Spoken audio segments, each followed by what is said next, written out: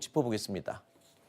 한동훈 전 비대위원장으로 이어가 볼까요? 한동훈 전 비대위원장의 국민의힘 전대 출마 여부를 두고 이상민 국민의힘 의원이 어제 한 라디오 방송에 출연해서 이런 말을 꺼냈습니다. 최근의 상황을 보면 언론도 그렇고 여러 가지 상황이 한동훈 위원장이 나오는 게 거의 기정사실화되어 있지 않겠습니까? 한동훈 위원장도 제가 이렇게 직접 들은 건 아니지만 미루어 짐작을 해보면 뭐 딱히 안 나간다 이것도 아닌 것 같고, 제 생각에는 이제 결심이 아직 확고하게 어떻다라는 것은 표명은 안 했지만 마음은 기울지 않았나. 각오하고 나와야 된다. 상처 입더라도 상처를 견뎌내고 뚫고 나가야 된다. 뭐 이런 말을 해주고 싶죠. 이상민 의원은 한동훈 전 위원장이 아주 공을 들여서 국민의힘으로 영입한 인물이기도 하죠. 곧 두 사람이 만날 가능성도 있는 상황입니다. 아직 만나려고 얘기는 해놨는데 정확하게 날짜를 못 잡아서 못 만나고 있다, 이런 얘기까지 했는데요. 이상민 의원은 한동훈 전 위원장의 마음이 전대 출마 쪽으로 기운 것 같다라고 이야기를 하고 있습니다. 어떤 근거로 이야기를 하는지까지는 구체적으로 얘기를 하지는 않았지만 아무래도 나가지 않을까, 하지만 나간다면 각오를 하고 나와야 한다라는 식으로 이 공개적인 발언을 한 겁니다. 잠행 중에도 이렇게 행보 하나하나가 화제인 한동훈 전 위원장이요, 이틀 전에는요 저녁 때 바로 이 사람과 만찬 회동을 해서 또 오늘 아침 신문에 대서특필이 됐습니다. 이재명 대표가 출마하는 곳에서 우리가 승리한 것은 한석 이상의 의미가 있습니다. 여러분, 설명이 필요 없는 우리의 원희룡입니다.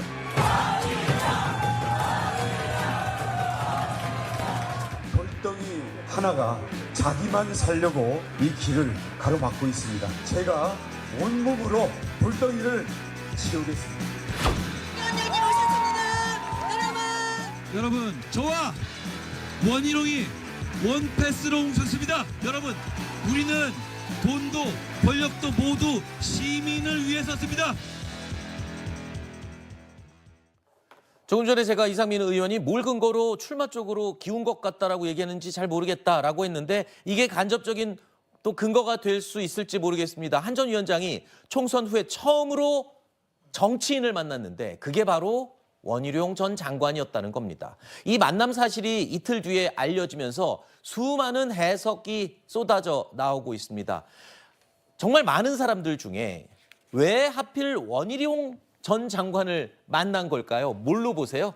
저는 전당대회 출마의 뜻을 이렇게 간접적으로 피력했다고 봅니다. 아하. 그러니까 지금 사실 한동훈 위원장이 출마하냐 마냐가 굉장히 지금 보수 진영의 관심사, 전 국민의 관심사이기도 한데, 근데 이제 여기서 왜 원희룡 전 장관을 만났느냐? 전 단순히 두 사람이 뭐 서울대법대라든가 뭐 이번에 법무장관과 국토부 장관 이런 강요에 대한 어떤 그런 인연을 넘어서 두 분이 어쨌든 잠재적 당권주자이자 대권주자 아니겠습니까? 네. 이 두 사람이 함께 지금 무엇인가 도모하고 있다는 건 그런 신호와 시그널을 줌으로써 저는 보수 진영에 우리가 함께 갈 수도 있고 또는 우리가 따로 똑같이 일종의 전략적 연대를 할 수도 있다. 네. 이걸 보여줌으로써 이번 전대에는 내가 나가든 원희룡 장관이 나가든 둘 중에 누가 한 명 분명히 나갈 것이란 그 정치적 신호를 저는 준 사안이라고 생각합니다. 이 만남과 관련해서요, 누가 먼저 만남을 제안했는지에 대해서도 양측이 서로 말을 아주 아끼고 있습니다. 글쎄요, 누가 하고 싶은 말 또는 할 말이 더 많았을까요? 그래서일까요? 오늘 이 사실이 알려진 이후부터는 과연 이 두 사람이 만나서 무슨 얘기를 했을까? 어떤 주제를 가지고 이야기를 나눴을까가 화두가 되고 있습니다. 자, 오늘 저희 채널A의 정치 시그널에 김지호 민주당 부대변인 그리고 서정욱 변호사가 출연을 했었는데 나오셔서 이런 얘기를 했습니다. 과연 이 둘이 이런 얘기를 했을 것 같다라고 추측을 해봤습니다. 본인은 차기 총리나 아니면 비서실장을 희망했을 텐데 이재명 대표의 잠재적 경쟁자를 중요한 생각이 없다. 네. 이렇게 워딩을 하셨다는 거잖아요. 어떤 정치 행보를 모색하기 위해서 만난 걸로 보고요. 대통령이란 자리가요, 후계자를 이제 만들 수는 없어요. 되게 만들 수는 없지만 안 되긴 할 수 있는 게 대통령의 힘입니다. 원희룡 장관은 이제 워낙 정치 경험이 풍부하잖아요. 선배로서 뭐 여러 가지 조언을 해주지 않았을까? 그러면서 이제 그 대통령과 좀 이게 그 화해, 지금 갈등이 있는 건 사실이잖아요. 이걸 이게 좀 풀려고 네. 노력하지 않았을까? 확실한 건 이겁니다. 지금 알려진 거는 당내 현안에 대해서 이야기를 한 것으로 알려지고 있습니다. 그래서 가만히 생각해 보면 지금 가장 따끈따끈한 당내 현안이 뭐겠습니까? 그렇죠. 전당대회입니다. 전당대회를 두고 이야기를 하지 않았을까? 전당대회 이야기면 당연히 출마 얘기일 거고요. 원희룡 전 장관도 출마 대상에 사실은 포함이 됐던 인물 아닙니까? 그런 부분을 가지고 얘기를 했었다. 그러면 당연히 한동훈 전 비대위원장의 출마 얘기도 나왔겠군요. 일단은 그 원희룡 전 장관이 먼저 제안했다는 이야기 아니겠습니까? 그것도 본인은 나중에 다시 또 아끼더라고요, 말을. 네네. 네. 그런데 제가 봤을 때는 원희룡 장관이 먼저 이야기했을 것 같아요. 선배잖아요. 네. 대학교 10년 선배란 말이에요. 네. 그다음에 두 사람이 다 총선에서 아주 그 온 힘을 다 쏟지 않았습니까? 네. 그러니까 총선 끝나지 한 달 정도 지났으니까 몸도 마음도 추스려졌는데 어쨌든 큰 행사 치르고 났으니까 같이 밥이나 한번 먹자. 네. 이렇게 간단하게 시작을 해서 만났을 거다라는 생각이 들고요. 그다음에 이제 본인이 만나자고 했으니까 내가 그 한동훈 비대위원장 동네로 가겠다 해가지고 거기서 밥을 먹었던 것 같은데 이야기하면서 선거 과정에 있었던 이런저런 이야기를 하다가 결국은 이야기는 어디로 귀결될 것이냐. 나라 걱정, 당 걱정으로 가지 않았겠습니까? 네. 그렇다라고 하면 조금 전에 앵커가 말씀하신 것처럼 그럼 이번 전당대회 어떻게 할 것이냐. 당대표 누가 되는 게 좋을 것이냐. 저 개인적인 생각으로는요. 네. 원희룡 장관이 한동훈 비대위원장한테 그래도 지금 지지율이나 여러 가지 상황 같은 걸 봤을 때 한동훈 비대위원장이 나오는 게 어쩔 수 없는 것 같다. 네. 이런 식으로 추천하지 않았을까?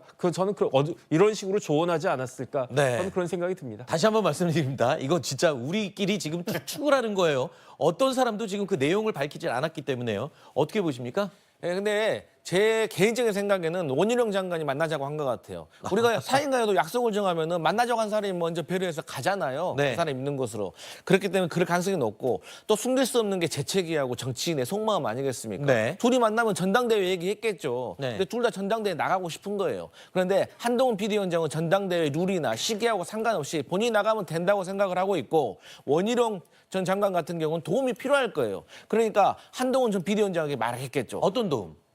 나를 밀어달라. 네. 왜? 당신이 전당대회에 나와서 당대표가 되면 당신이 친윤을 외치진 않을 거고 비윤을 외칠 거면 여당과 대통령실의 갈등이 계속되고 그러면 나라가 어떻게 되겠냐. 그럴 거면 나를 밀어달라. 내가 당대표가 아하. 돼서 당신의 앞날도 보장을 하고 대통령실과의 관계도 제가 수평적으로 만들겠다. 나를 밀어달라. 그렇게 저는 말하지 않았을까. 알겠습니다.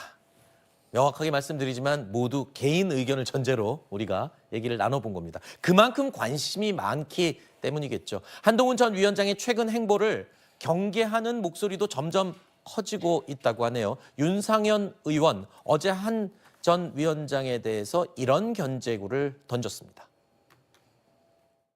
한동훈 비대위원장이 당대표 출마하게 되면 당 혁신 가능할까요? 저는요, 그거 못한다고 생각합니다. 못합니까? 알아야 하죠. 본인이 모르는데요. 그래도 지난 패배에서 많이 배우고 또 주위에 조언을 하면 이게요, 머리를 느끼는 거하고 가슴을 느끼는 거하고의 차이입니다. 아, 정치를 모르니까 머리로 생각하죠. 가슴으로의 정치는 현실에서 나오는 거예요. 현장에서 터득해야 되는 현장에서 정치를 배울 기회가 없었기 때문에 그래서 중요한 것은 권력과 정치에 대한 준비가 있어야 됩니다. 이게 간단한 게 아니라는 겁니다.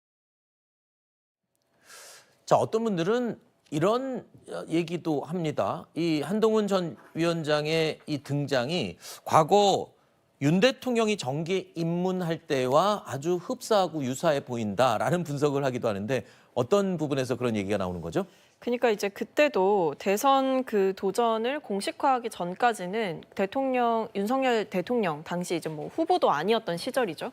그때 여러 가지 행보는 있지만 그것을 뭐 공식적으로 본인이 얘기하거나 밝히거나 이런 게 아니라 이제 주변인들의 뭐 목격담이라든지 주변인들이 뭐 측근이라는 사람들이 나서서 윤석열 당시 이제 뭐 전 검찰총장의 의중을 전하는 방식으로 계속해서 기사화가 됐던 방식을 얘기하는 겁니다. 지금도 보면 한동훈 전 비대위원장이 전당대회에 대해서 명확하게 언급하거나 뭐 출마를 하겠다 이런 얘기를 하고 있는 상황은 아니잖아요. 네. 하지만 목격담이라던가 아니면 누구와 만났다라던가 뭐 만찬을 했다, 오찬을 했다 이런 회동의 정보는 흘러나오는 나오면서 한동훈 전 비대위원장에 대한 관심은 계속해서 끌어오는 그런 형국이라는 거죠. 그런 점에서 윤석열 대통령과 한동훈 전 비대위원장의 사이가 틀어졌을지언정 어쨌든 정치에 입문하고 뛰어드는 방식은 굉장히 비슷한 게 아니냐 이런 얘기가 나오고 있는 상황인데 지금 사실 저렇게 당내 인사들이 견제구를 던지는 것도 한동훈 전 비대위원장의 의중을 당내에선 이미 다 알고 있는 것 같습니다. 네. 만약에 나올 사람이 아니라는 확신이 있다면 저렇게 견제구를 공식적으로